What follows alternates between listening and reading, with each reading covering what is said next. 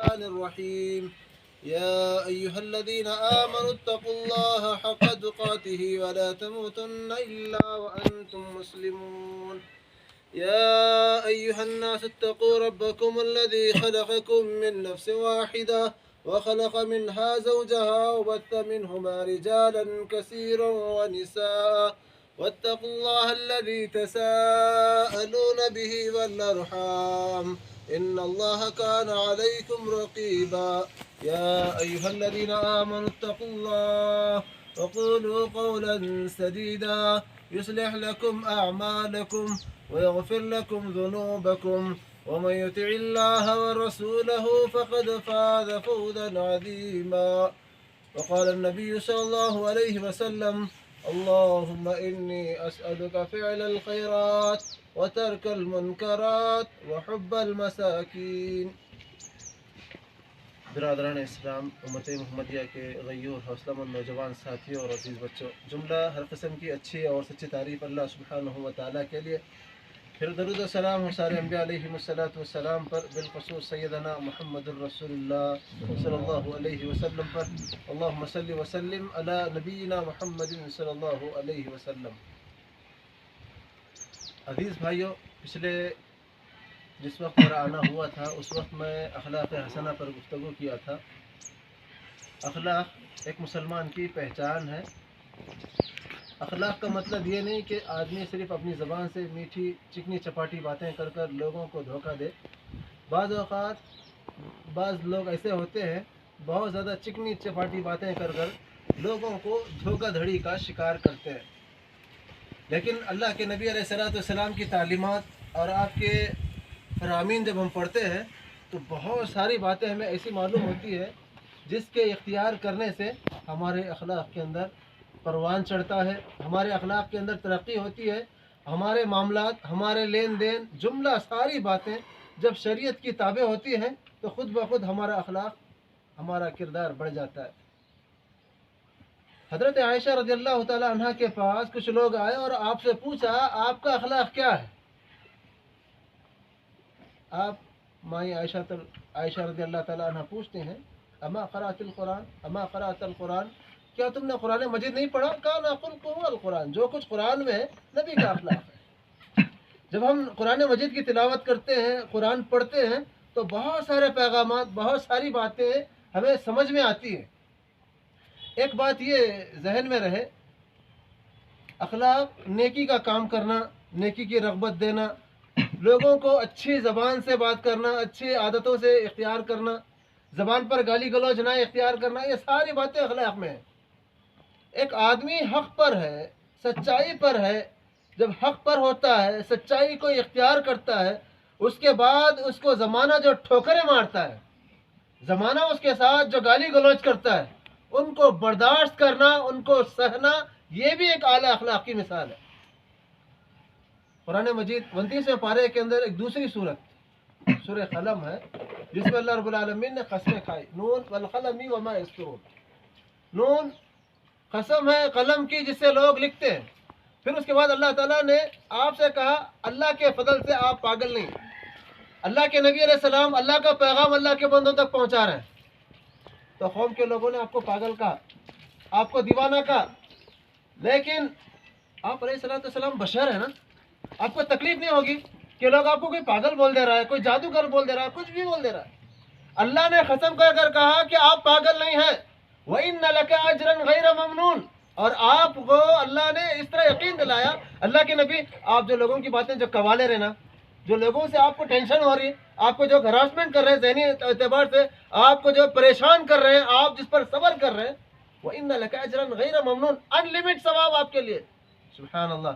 تو اس سے ایک بات یہ معلوم ہوتی ہے، اگر آپ حق پر ہیں، حق کی دعوت دے رہے ہیں، لوگ آپ کو ٹھوکر مار رہے ہیں، لوگ آپ کو پریشان کر رہے ہیں، لوگ آپ کو تکلیف دے رہے ہیں، اگر آپ اس پر ثابت قدم ہیں تو مطلب آپ کے لیے بھی اجر و ثواب ہے. وَإِنَّ لَكَ أَجْرًا غَيْرَ مَمْنُونَ، آپ کے لیے ایسا ثواب ہے، غیر ممنون مطلب ختم ہونے والا نہیں، انلمیٹڈ. جیسے آج کل موبائل چارجز میں چارج کر رہے ہیں کہ آپ کوئی اتنا چارج کرے تو آپ کے لیے 1 مہینہ انلمیٹڈ. پرانے لوگوں کو پوچھیے آپ، جو ہم پرانے مطلب ہمیں ان بھائیوں کو جو آج سے 10 سال 15 سال 20 سال پہلے فون استعمال کرتے تھے، ان کمنگ پر بھی کیا ہوتا تھا، چارجز ہوتے تھے. آؤٹ گوئنگ کے لیے تو چارجز صحیح ہے. جس وقت انکمنگ کال فری بول کر بولے تو بہت خوش ہوئے. آپ اندازہ لگائیے ان لمٹ کا کیا مطلب ہو سکتا ہے. آپ ان دیوانوں کو پوچھئے جو گھنٹوں گھنٹوں بیٹھ کر کالنگ کرتے ہیں. اگر واقعی کال پر جو پرانے 3.5 روپے 1 منٹ پر ہے تو کیا وہ کال ہو سکتا تھا. اللہ تعالیٰ نے یہ نیکی کا اجر، اخلاق کا ثواب بتایا کہ وَإِنَّ لَكَ أَجْرًا غَيْرَ مَمْنُونَ، آپ کے لیے ان لمٹ ثواب ہے. وَإِنَّكَ لَعَلَىٰ خُلْقٍ عَظِيمٍ. اس کے بعد اللہ نے کہا آپ اخلاق کے بلند درجے پر فائز ہیں. اور آپ علیہ السلام نے فرمایا وَإِنَّمَا بُعِثْتُ لِأُتَمِّمَ مَكَارِمَ الْأَخْلَاقِ، میں نے اخلاق کے جتنی باتیں ہیں، اخلاق کے جتنے کام ہیں، جتنی باتیں ہیں، وہ ساری کی ساری مکمل کرنے کے لیے بھیجا گیا ہو. آئیے جب ہم اخلاق کا باب احادیث کی روشنی میں پڑھتے ہیں تو ایسی بے شمار باتیں ہم کو ملتی ہیں.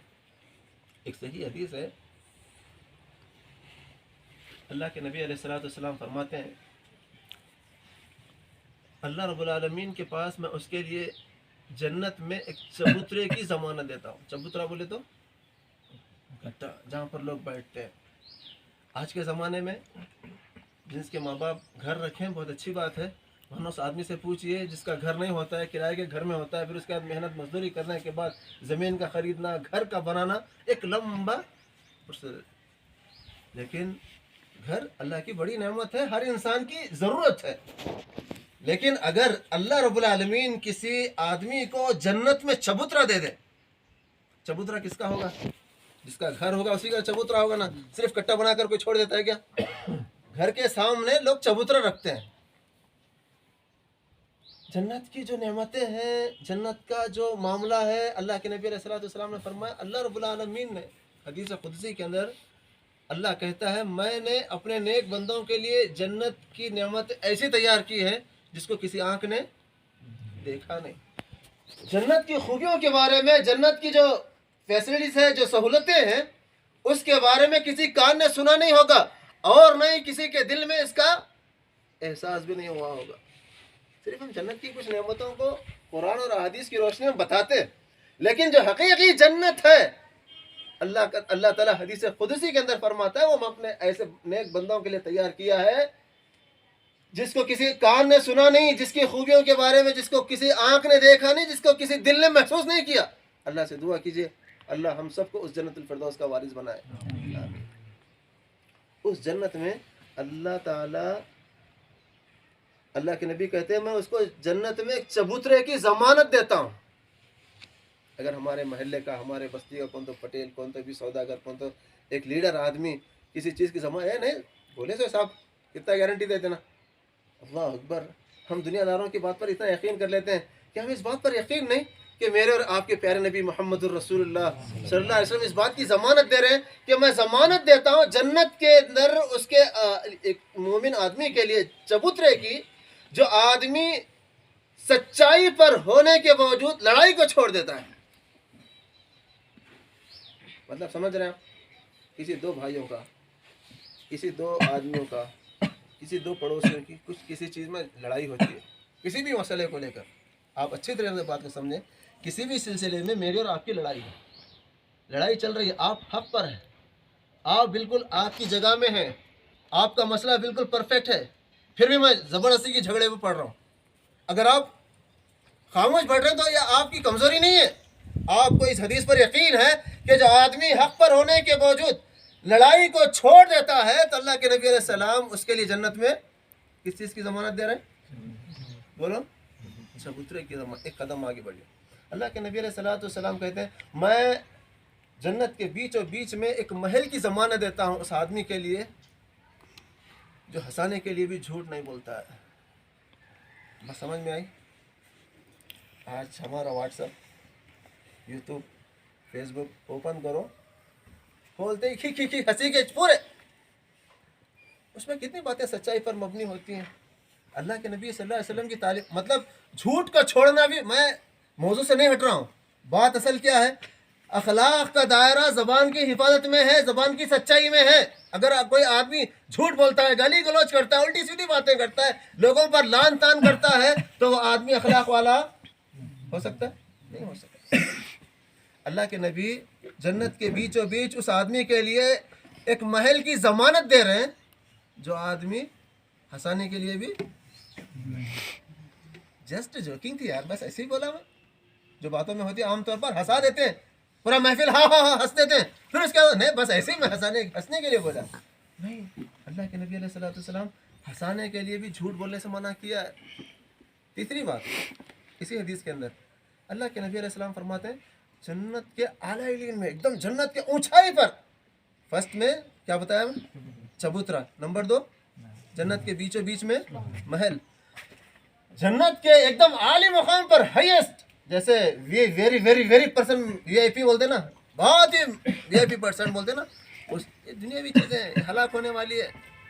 جنت کا تصور کریں ہم، جنت کے اونچائی بالا خانوں میں اللہ کے نبی علیہ السلام فرماتے ہیں اس کے لیے عالی شان محل کی میں ضمانت دیتا ہوں جس کا اخلاق اچھا ہے. بات سمجھ میں آئی؟ اللہ اکبر کبیرہ.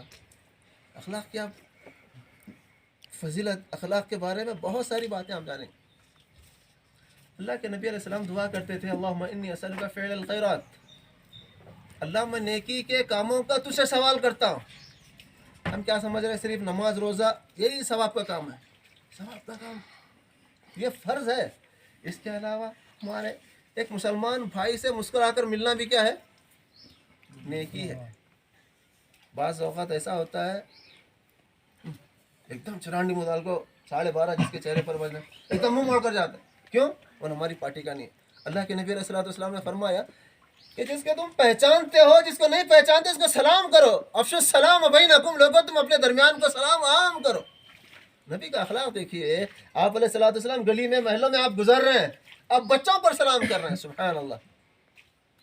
صرف نماز میں ہاتھ کہاں باندھنا یہ سنت پر غور نہ کریں. نبی کی سنت یہ بھی ہے کہ نبی علیہ الصلوۃ والسلام گلیوں میں گزر رہے ہیں، گلی میں چھوٹے چھوٹے جو بچے ہیں اللہ کو گواہ رکھ کر کہیں ہماری زندگیاں نکل جا رہی ہیں، ہم خبروں کے قریب ہو رہے ہیں، کیا ہمارے دلوں میں اس بات پر کبھی یہ بات خیال میں آئی کہ ہم اپنے چھوٹے بھائی کو ہم کبھی سلام کریں جو ہماری ماں کا پیدا کردہ بھائی؟ چھوٹے بھائی کو سلام کرتے ہیں ہم. ارے ایک ایسا آدمی بیٹوں کو سلام کرتا، کیوں آپ نہیں چاہتے کہ آپ کا بیٹا، آپ کا بھائی، آپ کی بیوی اللہ کی سلامتی میں رہے؟ ہم گاؤں والوں کو سلام کرتے پھر رہے ہیں، السلام علیکم السلام علیکم. کیوں ہم اپنے گھر والوں کو اللہ کی سلامتی نہیں پہنچانا چاہتے؟ کیوں ہم اپنے بچوں کو سلامتی نہیں پہنچا؟ یہ اخلاق ہے، یہ ہمارا کردار ہے، یہ نبی کی تعلیم ہے. افشوا السلام بینکم، یہ داڑھی کو دیکھ کر، جبے کو دیکھ کر، پگڑی کو دیکھ کر یہ ہمارا آدمی ہے، السلام علیکم ہمارا آدمی نہیں. اللہ کے نبی کی تعلیم کیا ہے؟ جس کو تم پہچانتے ہو، جس کو تم نہیں پہچانتے سلام. افشوا السلام بینکم.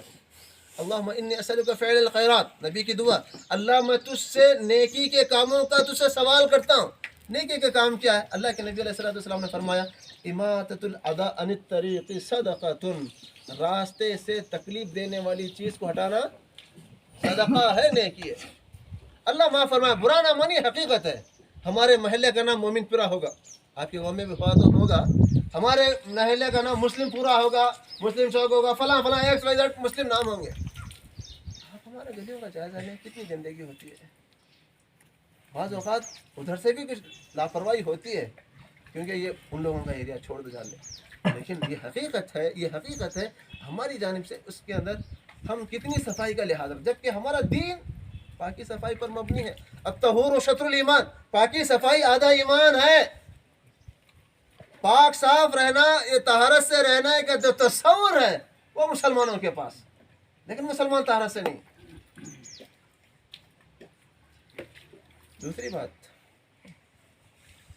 اماطۃ الاذی عن الطریق صدقۃ، راستے سے تکلیف دینے والی چیز کو ہٹانا صدقہ ہے.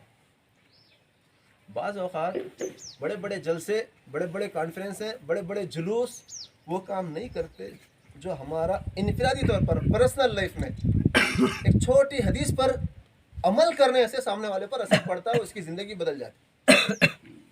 اس کی ایک مثال جامعہ دارالسلام عمر آباد کے ایک بہت بڑے استاد ہیں حافظ عبدالعظیم عمری مدنی. وہ اپنے مضمون میں لکھے تھے بھوپال کے اندر، یعنی جو مدھیہ پردیش کا ایک علاقہ ہے، ایک مسلم نوجوان، وہ آپ کے جیسا بھی ہو سکتا ہے، میرے جیسا ایک عام آدمی، ایک مسلمان، جس کا دوستانہ غیر مسلم ڈاکٹر کے ساتھ تھا. ڈاکٹر صاحب گاڑی چلا رہے، ڈاکٹر کے پیچھے ایک مسلمان نوجوان بیٹھا ہے. بھائی بہت غور سے سنیں اور بات کو سمجھ لیں کہ ہمارا ایک چھوٹا سا کام سامنے والے کی زندگی کو بدل سکتا ہے. گاڑی بڑی تیزی کے ساتھ جا رہا ہے، جیسے ابھی آتے وقت میرے بھائی مجیب گاڑی بڑی تیزی کے ساتھ لائے، کیونکہ نکلے ہم تاخیر سے، اللہ معاف فرمائے. جس محبت و خلوص کے ساتھ اللہ کے گھر میں آپ بیٹھے تھے، اللہ تعالیٰ ہم کو اسی محبت و خلوص کے ساتھ ہم سب کو جنت الفردوس میں جمع فرمائے. ڈاکٹر صاحب بڑی تیزی کے ساتھ گاڑی چلا رہے، اس مسلمان نوجوان کی نظر راستے میں ایک پڑے ہوئے پتھر پر پڑی. بولا ڈاکٹر صاحب، ڈاکٹر صاحب، ایک دم جب بول کے بریک کر دی، گاڑی رکی. پیچھے سے نوجوان اترا، پتھر اٹھا کر سائڈ میں پھینک دیا. آ کے گاڑی بڑھے، چلو ڈاکٹر صاحب. ڈاکٹر صاحب کی پھر گئی. کتنا پاگل ہے رے بھائی، یہ تیرا کام ہے، یہ میونسپلٹی والے کیا کرتے، یہ کام ہے تو سب کرا دو. بولے نہیں، میں جس مذہب کو مانتا ہوں، ہمارے نبی کا فرمان ہے اماطۃ الاذی عن الطریق صدقۃ، راستے سے تکلیف دینے والی چیز کو ہٹا کر پھینکنا کیا ہے؟ نیکی ہے، صدقہ ہے. ہم جو کسی کی مدد کر رہے ہیں 100 روپیہ 10 روپیہ 50 روپیہ دے کر، یہ نیکی ہے. کسی سے مسکرا کر کسی کو کھانا کھلا دے رہے ہیں، یہ نیکی ہے. نیکیوں کو تلاش کریں آپ. وہ مسلمان نوجوان اٹھا جو گاڑی پر پھینکا، ڈاکٹر صاحب کو جو غصہ ہے ڈانٹا، نہیں میں مسلمان ہوں. اور اللہ کے نبی علیہ السلام کی جو تعلیمات ہیں، آپ قرآن پڑھے ہیں، حامیم السجدہ کی ایک آیت ہے، وَمَنْ أَحْسَنُ قَوْلًا مِّمَّنْ دَعَا إِلَى اللَّهِ وَعَمِلَ صَالِحًا وَقَالَ إِنَّنِي مِنَ الْمُسْلِمِينَ. اس شخص سے زیادہ اچھی بات کس کی ہو سکتی ہے؟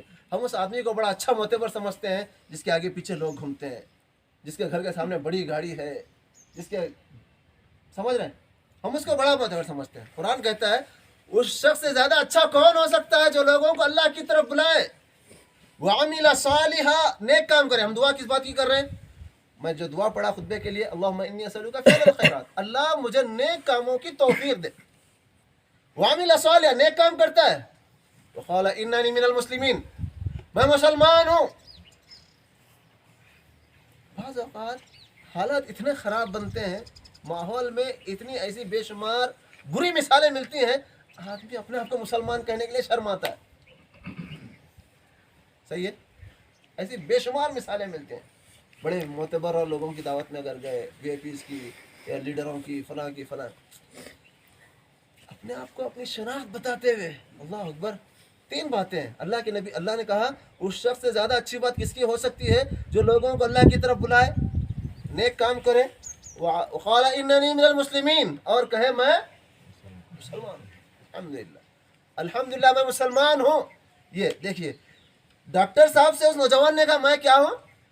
میں یہ بولنا چاہ رہا ہوں، میں کیا ہوں؟ مسلمان ہوں. میرے نبی کی تعلیم ہے. یہ کب ہوگا؟ جب ہمارے اندر وہ اخلاق ہوگا، وہ اچھائیاں ہوں گی تو ہم بڑے فخر سے پیش کر سکتے ہیں.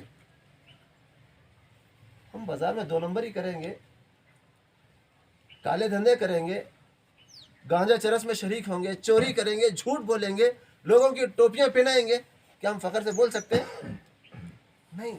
یہ چیزیں ہمارے سر کو نیچا کریں گے. ہمارا سر تو چھوڑ، ایک سر ہے، لیکن ہماری شریعت کو، شارع علیہ السلام، نبی علیہ السلام کی تعلیمات کو اور اللہ اس کے رسول کی تعلیمات کو بدنام کرنے کا ذریعہ بن جائیں. اللہ ہم سب کی حفاظت فرمائے. اس نوجوان نے کہا ڈاکٹر صاحب میں مسلمان ہوں، میرے نبی کا کہنا ہے راستے سے تکلیف دینے والی چیز کو ہٹانا نیکی ہے، صدقہ ہے. ڈاکٹر خاموش رہا. گھر گیا، رات بھر صرف یہی سوچتا رہا. ہم مسلمانوں کے بارے میں کتنا غلط سوچتے ہیں کہ مسلمان ٹیررسٹ ہے، فلاں ہے، دہشت گرد ہے، جانوروں کو کاٹ کر کھاتے ہیں، وہ کرتے ہیں، ویسا کرتے ہیں. مسلمانوں کے تعلق اتنی غلط باتیں ہم سوچتے ہیں. اور مسلمانوں کے نبی کی یہ تعلیم ہے کہ راستے سے ہٹانا صدقہ ہے. راستے میں جو بھی تکلیف، ہم جا رہے ہیں، راستے میں کانٹا پڑا ہوا ہے، شیشہ پڑا ہوا ہے، اور ایسا ہوتا ہے ہم کھاتے ہیں نلی کا گودا، اور نلی کہاں پھینک رہے ہیں؟ سائڈ میں، سامنے، آزو بازو گھر. جہاں بعض اوقات ایسا ہوتا ہے ہمارا پڑوسی وہ چیز نہیں کھانے والا ہوتا ہے، اس کو تکلیف نہیں ہوگی. ہم کھا رہے ہیں آم، اور گٹلی اور چھلکے بازو میں پڑوسی ہم پڑے جا رہے ہیں.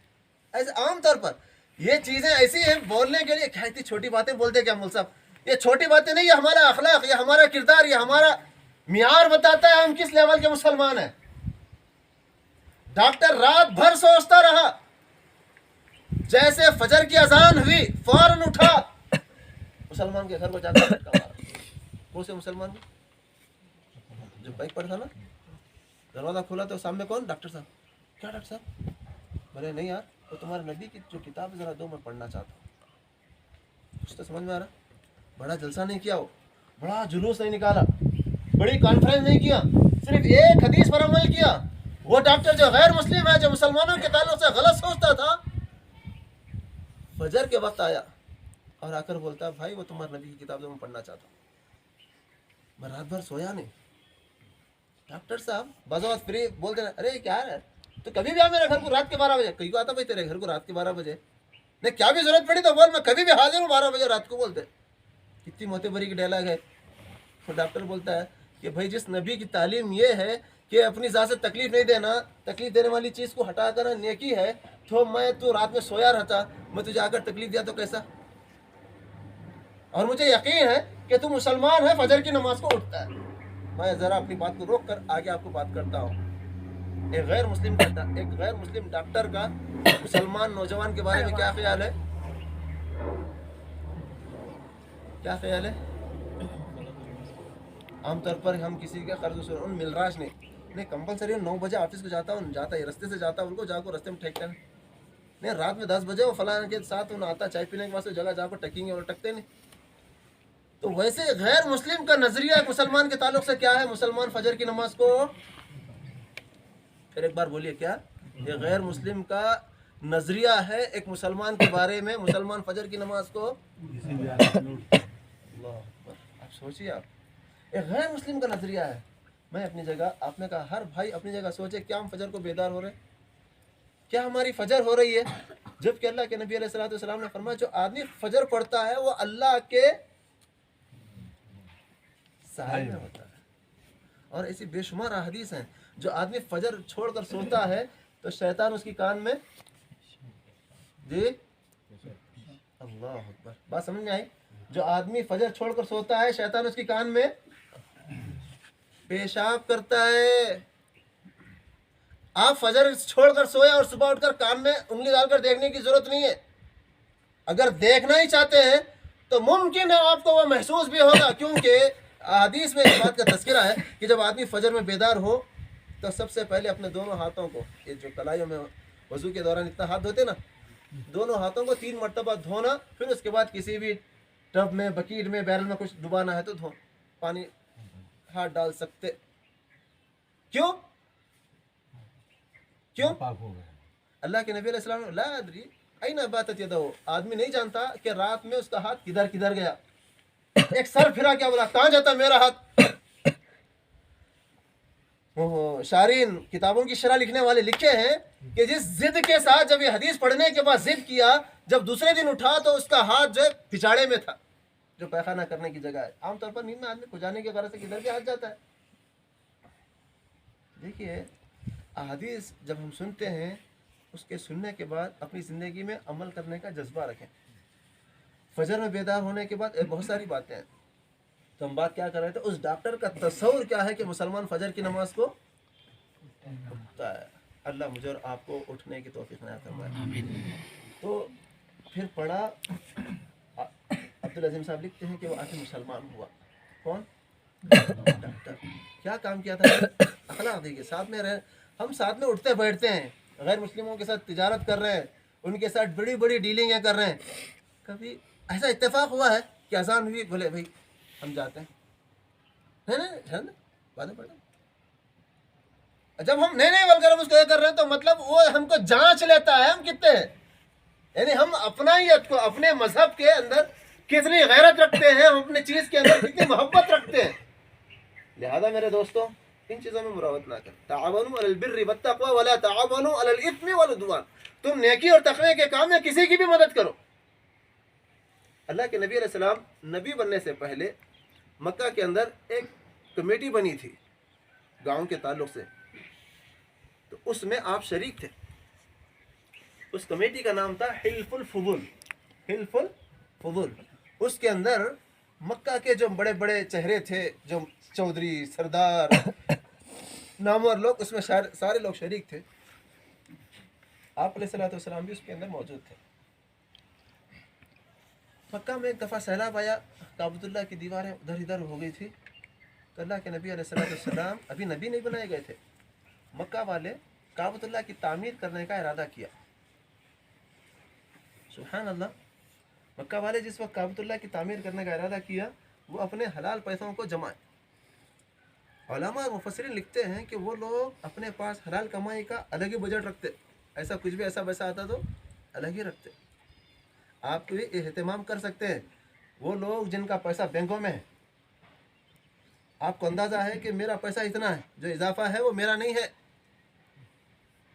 عام طور پر لوگوں کا یہ نظریہ ہے کہ انٹرسٹ آتا نا، او بیت الخلا بنیں گے.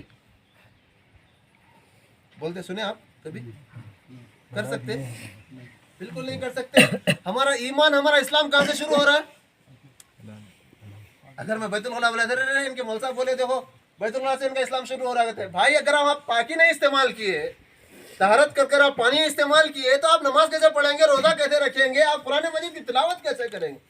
ہماری پاکی وہیں سے شروع ہو رہی ہے. اور اس پاک جگہ کو، یعنی اس جگہ کو بنانے کے لیے انٹرسٹ کا پیسہ لگا سکتے؟ بالکل نہیں لگا سکتے. بالکل نہیں لگا سکتے. جیسے آپ مسجد کے اندر وہ مینار کے اندر یا محراب کے لیے یا پھر بڑی بڑی جو ڈیزائننگ کے لیے جو اپنا پاک پیسہ لگا رہے ہیں نا، ویسے ہی پاک پیسہ اس کے لیے بھی لگانا ہوگا. جس کی تعلیم، جس کی تربیت، جس کا معاملہ یہ، آپ اندازہ لگا. اللہ کے نبی علیہ الصلوۃ والسلام اس وقت کعبۃ اللہ تعمیر کے موقع پر سب لوگ ساتھ تھے. اس سے آپ کو پیغام دینا چاہتا ہوں، ایسا نہیں کہ تو ذمہ دار ہے تو تجھ کر کو مر. عام طور پر ہوتا ہے. نہیں میرے بھائی، ہم نے کہا ہر آدمی ذمہ دار ہے. ہم نے کہا ہر ایک آدمی ذمہ دار ہے. اگر یہیں پر کچرا ہے، اگر جس کو موقع ملا آئے جھاڑ دیں.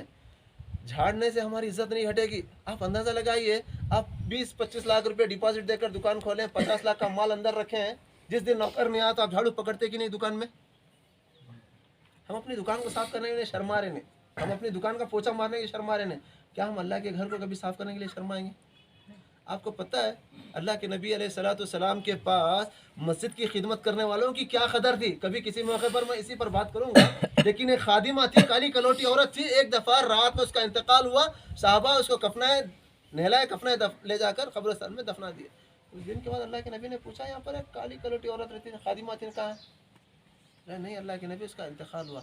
اللہ کے نبی اونٹ لیے، بولے تم مجھے اطلاع کیوں نہیں دیے؟ پھر آپ صلی اللہ علیہ وسلم اس کی خبر کے پاس گئے، اس کے لیے دعائیں مغفرت کیے. تو اس سے ایک بات معلوم ہوتی ہے، اللہ کے نبی علیہ السلام کے پاس اس کی قدر تھی.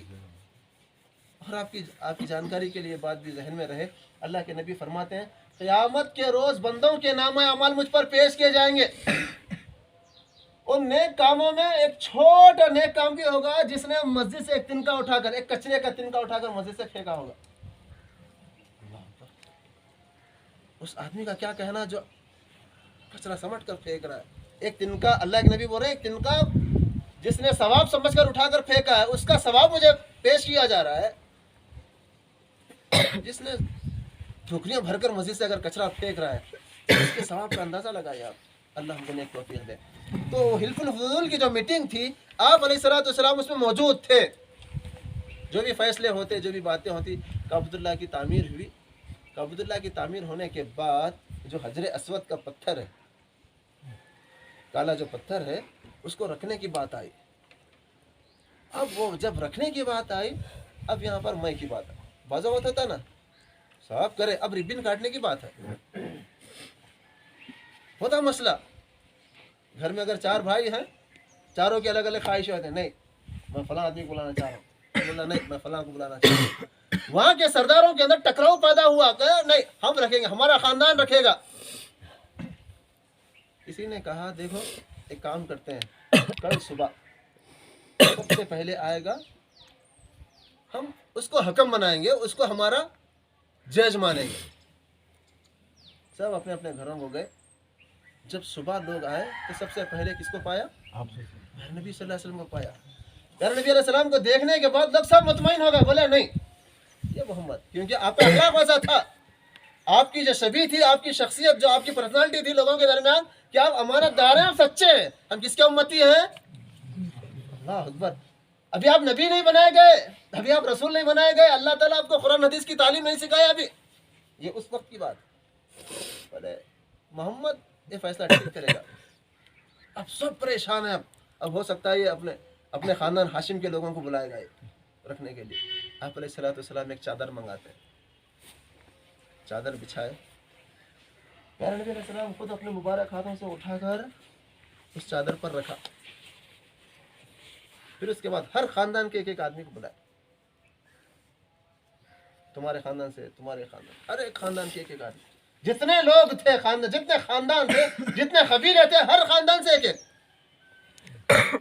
اب میرے خاندان سے ایک آدمی اس میں ہے بولے تو مجھے اطمینان ہوگا کہ نہیں؟ آپ کے خاندان سے ایک آدمی ہے. سبحان اللہ. آپ کا اخلاق، آپ کا فیصلہ دیکھیے. آپ ابھی نبی اور رسول نہیں ہیں، لیکن آپ نے اس معاملے کو اتنا آسانی اور اتنے پیار بھرے انداز میں اس مسئلے کو ڈیل کیا. لوگ سب کہا کہ اب تم سب پکڑ کر اٹھاؤ. سب پکڑ کر اٹھا کر لائے. پھر اس کے بعد پیارے نبی صلی اللہ علیہ وسلم اپنے ہاتھ سے اٹھا کر اس جگہ پر رکھا جہاں پر رکھنا تھا. تو مطلب یہ آپ کا اخلاق، یہ آپ کا کردار. ایسی بے شمار مثالیں جس کے سننے اور جس کے سمجھنے کے بعد یہ بات سمجھ میں آتی ہے. اخلاق ایک ایسی دولت ہے جس کے کرنے سے انسانی معاشرے کے اندر، انسانی سماج کے اندر امن آ سکتا ہے، خلوص آ سکتا ہے، محبت آ سکتی ہے. اور جس خاندان میں، جس قبیلے میں، جس گاؤں میں، جس بستی میں امن، سکون، پیس، محبت، خلوص اگر لانا چاہتے ہیں تو مسلمانوں کو چاہیے اپنے اخلاق کو سنوارے. آخری ایک واقعہ اتر پردیش کا، ایک چھوٹا سا گاؤں ہے جہاں پر مسلمان آبادی تھی لیکن مسجد نہیں تھی. اور وہاں کے جو کارندے تھے، جو وہاں کے غیر مسلم بھائی تھے، وہاں پر مسجد بنانے نہیں دے رہے تھے. یہاں پر حنفی، اہل حدیث، سنی کا یہ مسئلہ نہیں تھا. ٹوٹلی مسجد نہیں رہنا گاؤں میں. ایک عالم صاحب، بہت ہی سنجیدہ، بہت اخلاق والے، بولے آخر کیا بات ہے، گاؤں کے پٹیل سے جا کر ہم بات کرتے ہیں. گاؤں کے پٹیل سے بات کرنے کے لیے بس میں سوار ہوئے. جس گاؤں کو جانا تھا، جب بس میں سوار ہوئے، ایک عورت اپنے بچے کو گود میں لیے ہوئے، ہاتھ میں بڑا سا بیگ پکڑ کر بس میں آئی. مولانا جیسے بس میں گئے، ان کو سیٹ مل گئی، بیٹھ گئے. اگلے اسٹاپ پر یہ واقعہ پیش آیا. ایک عورت، جیسے بھیڑ چڑھتی ہے، ایک عورت بھی آئی جس کے ہاتھ میں بچہ بھی ہے، لگیج بھی ہے. مولانا اٹھے اس عورت کو بیٹھنے کے لیے. یہ کیا ہے بھائی؟ کیا ہے یہ؟ ہم کیا ہے؟ اگلا اسٹیشن آ رہا تھا، پھیلا سوچا. یہ ہماری ماؤں کا اخلاق ہے. اب ٹرینوں میں اب سفر کرتے ہیں تو دیکھیں گے، ایک اسٹیشن آ رہا ہے تو بیٹھے ہوئے بچے کو سلاتے ہیں تاکہ کوئی اور آ کر نہ بیٹھے. ہوا ہے واقعہ اپنے ساتھ. جس وقت آپ کھڑے ہیں، اگر آپ کے ساتھ اگر کوئی ایسا کرتا ہے تو آپ کو اچھا لگے گا. لیکن ہمارے ماں بہنیں کرتے ہیں، ہمارے بھائی لوگ کرتے ہیں. کوئی بھی نہیں ہے پھر بھی ہم ٹیوال ڈال کر رکھے نہیں آ رہے. ایک ہو گیا. ہم مسلمان ہیں. یہ ہمارے نبی کا اخلاق، ہمارے نبی کا کردار دیکھیے. وہ مولانا اٹھتے ہیں، اس عورت کو جگا دیتے ہیں. بڑا جلسہ نہیں کیے، بڑا جلوس نہیں نکالے، بڑی کانفرنس نہیں کہ میں آپ کو یہ بتا رہا ہوں. صرف کیا کیے؟ اپنی بیٹھی ہوئی جگہ، جس کرسی پر بیٹھے تھے وہ سیٹ چھوڑ کر اس عورت کو بیٹھنے کے لیے جگہ دی. بس چلی، گاؤں پر پہنچے. مولانا اسی گاؤں میں اترنا ہے. جس گاؤں میں مسجد بنانے نہیں دے رہے تھے اترے. وہ عورت کا بھی وہی گاؤں تھا. جیسے بس نیچے اتری، بولتے حضرت کیا میرے گھر چائے پینے کے لیے آپ آ سکتے ہیں؟ مولانا اپنی جگہ ٹینشن میں تھے کہ میں اس گاؤں میں جا رہا ہوں. اب لوگوں کو پوچھنا یہاں کا پٹیل کون ہے، یہاں کا ذمہ دار سرپنچ کون ہے، سرپنچ سے ملنا ہے. جیسے عورت نے کہا ٹھیک ہے، بولے بات کرنے کا ایک راستہ مل جاتا ہے. پوچھیں گے کہ سرپنچ کون ہے. عورت چل رہی، مولانا بھی چل رہے ہیں. سرپنچ جو بیٹھا ہے پورے ہواری مواری کے ساتھ، پورے چیلوں کے ساتھ بیٹھا ہوا ہے. کیا دیکھتا ہے؟ جبے پیجامے پر داڑھی والے، ٹوپی والے مولانا آ رہے ہیں، اور ساتھ میں جو ہے سرپنچ کی بیٹی تھی. وہ سرپنچ کی بیٹی ہے. وہ بولا یہ کس کے ساتھ آ رہی ہے، کس کو لے کر آ رہے؟ ٹینشن. بی پی بڑھ جا رہی. اب مولانا اب جب گاؤں کی ایک عورت بلائی ہے چائے پینے پر، اس کے راستے میں کچھ نہیں بات کیے، کون ہے کہاں سے ہے کچھ نہیں پوچھے، عورت بھی پوچھی نہیں، یہ بھی کچھ نہیں بولے. جیسے پہنچے بھڑکنا شروع ہوا، تیرا دماغ خراب ہوا، تو کس کو لے کر آئی؟ اللہ چپ بیٹھو تم، یہ تمہارے ٹکڑوں پر پلنے والے، تمہارے ساتھ حامی مارے، تمہاری جے جے کار کرنے والے سارے نوجوان اس میں بس میں موجود تھے، کسی نے اٹھ کر جگہ مجھے نہیں دی. یہ ملا ہے، یہ مولوی صاحب نے مجھے اٹھ کر جگہ دی ہے، اور میں نے ان سے یہ نہیں پوچھا تم کون ہے کہاں جا رہے، اس سے میرا کیا بھی سمبند نہیں ہے، صرف میں ایک پیالی چائے کی دعوت دوں، چائے پئیں گے اور چلے جائیں گے. باپ ٹھنڈا ہو گیا، سرپنچ ہے، سرپنچ کی بیٹی کو دیکھ کر کم از کم جگہ دینا تھا نا، لوگ کوئی نہیں دیا تھا. چائے آئی، چائے پی لیا. سرپنچ پوچھتا اب کہاں ہے، کس کے پاس ہے؟ بولے نہیں، یہاں کے جو ان کو نہیں معلوم یہ سرپنچ ہے. میں نے سنا ہے یہاں کے ایک سرپنچ ہیں، ان سے تھوڑا ملاقات کرنا ہے مجھے. اس گاؤں میں اتنے سارے مسلمان ہیں، وہ مسجد بنانا چاہ رہے ہیں، ان کو بنانے کی اجازت نہیں مل رہی ہے. میں وہ سرپنچ جی سے مل کر ملاقات کرنا چاہتا ہوں اور وجہ جاننا چاہتا ہوں کہ ان کو مسجد بنانے کی اجازت کیوں نہیں، جبکہ ہر مذہب کے لوگ اپنے اپنے انداز میں عبادت کر رہے ہیں، تو پھر مسلمانوں کو اپنے رب کی عبادت کرنے کے لیے مسجد کیوں نہیں بنانے دیا جا رہا ہے؟ سرپنچ بولا مولانا وہ سرپنچ میں ہوں، ایک کام کیجئے آپ جائیں، ایک وقت دیتا ہوں اتنے دن کی بات، ہمارے اس گاؤں میں مسجد بنے گی، بنوانے کی ذمہ داری میری. جس وقت مسجد کی ابتدا ہوگی میں آپ کو دعوت دیتا ہوں، آپ آئیے اس کی ابتدا کیجیے. کچھ تو بات سمجھ میں آئی؟ کیا سمجھ میں آئی؟ ایک بڑا جلسہ نہیں کیا مولانا جا کر، بڑی تقریر نہیں کیے، ایک چھوٹی سی ہمدردی، ایک چھوٹا سا اخلاق کا نذرانہ پیش کیا، بیٹھی ہوئی سیٹ کو اٹھ کر ایک غیر مسلم عورت کو جگہ دے دیے. اس کا نتیجہ یہ ہوا کہ اتفاق ایسا ہوا کہ سرپنچ کی بیٹی، سرپنچ ذمہ داری لیتا ہے اور مسجد بنانے کے لیے لوگوں کو کہتا ہے. سبحان اللہ میرے بھائیوں، یہ اخلاق کا اثر ہے. ایسی بے شمار مثالیں پیارے نبی علیہ السلام کی زندگی میں ہیں. اللہ مجھے اور آپ کو عمل کی توفیق عنایت فرمائے. ہم بات یہ کیے تھے اللہم انی اسألک فعل الخیرات، اللہ مجھے نیک کام کی توفیق دے، وترک المنکرات، برے کاموں سے بچا. برے کام ہے شراب، جوا، نماز کا چھوڑنا، شرک کرنا، بدعت کرنا، سارے برے کام. اس کے علاوہ ہم سفر کر رہے ہیں، ایک آدمی ہے، دو آدمی کی سیٹ پکڑ کر بیٹھا، یہ بھی برے اخلاق کی بات ہے، منکرات. یا پھر راستے میں ہم کھا رہے ہیں، کھا کر وہیں پر کچرا ڈال رہے ہیں، یہ بھی بری بات. جو مثالیں میں نے دی ہے، اللہم انی اسألک فعل وترک المنکرات وحب المساکین. سبحان اللہ، پیارے نبی کی دعا، اللہ مجھے مسکین غریبوں کی محبت عطا کر، مسکینوں میں سے مجھے رہنے کی توفیق دے. اللہ تعالیٰ سے دعا کیجیے اللہ مجھے اور آپ کو ساری باتوں کو، جو باتیں ہم سنے ہیں کہی اور سنی باتوں کو عمل کی توفیق عنایت فرمائے. اللہ ہم سب کی زندگی میں خیر و برکت کا معاملہ عطا فرمائے. اللہ ہمارے درمیان جو بھی بھائی بہن پریشان حال ہیں، اللہ ان کی پریشانیوں کو آسانی میں تبدیل فرما. جو بیمار ہیں اللہ انہیں شفا کاملہ عاجلہ عطا فرما. اللہ ہمارے اس گاؤں میں بہترین ایک توحید کا خلا قائم کرنے کی توفیق عنایت فرما.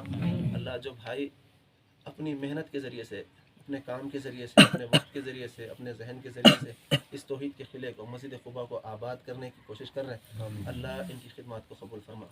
اللہ ان کے آل اولاد کو کتاب و سنت کا پابند بنا. اللہ ان کے متعلقین کو کتاب و سنت کا پابند بنا. اللہ ان کی زندگیوں میں خیر و برکت عطا فرما. اللہ ان سب کو کتاب و سنت کے طریقے پر چلنے اور کتاب و سنت کے طریقے پر رہ کر بہترین کاروبار، بہترین اخلاق کا ایک معیاری مسلمان بننے کی توفیق عنایت فرما. اللہ تو ہم سب پر رحم فرما، کرم فرما. جانے رنجانے میں جو بھی گناہ کے کام ہیں اللہ ہم سے گناہوں کو معاف فرما. آمین. سبحانک اللہم بحمدک، اشہد ان لا الہ الا انت، استغفرک و اتوب الیک. السلام علیکم.